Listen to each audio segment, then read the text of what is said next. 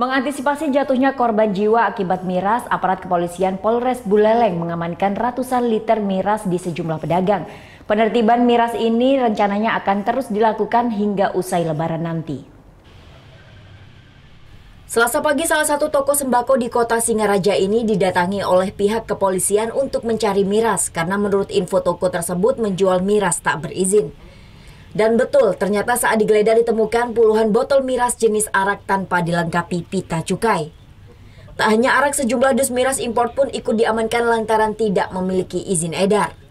Tak sampai di situ, polisi pun kembali melakukan pemeriksaan di sejumlah toko dan berhasil mengamankan ratusan liter miras tradisional jenis arak Bali. Tidak hanya dari toko tersebut, dari hasil razia miras, polisi juga berhasil mengamankan sebanyak 360 liter miras tradisional dari sejumlah warga di kawasan Tejakula, Kubu Tambahan, serta kota Singaraja.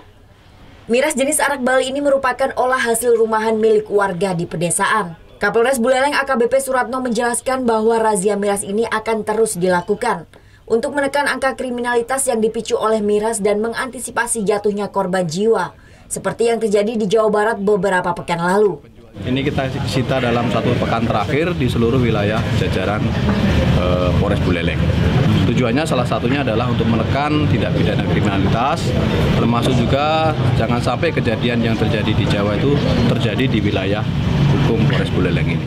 Para pedagang dan pembuat ratusan liter miras yang diamankan ini akan dikenakan tindak pidana ringan.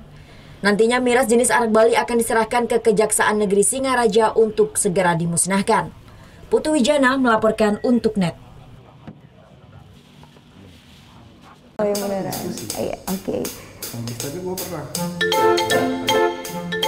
Nah, udah kan nonton beritanya? Jangan lupa di-subscribe, di-like, dan juga di-komen ya akun YouTube dari Net Bali. Terima kasih udah subscribe. Yang belum, jangan sampai lupa. Di sebelah sini nih.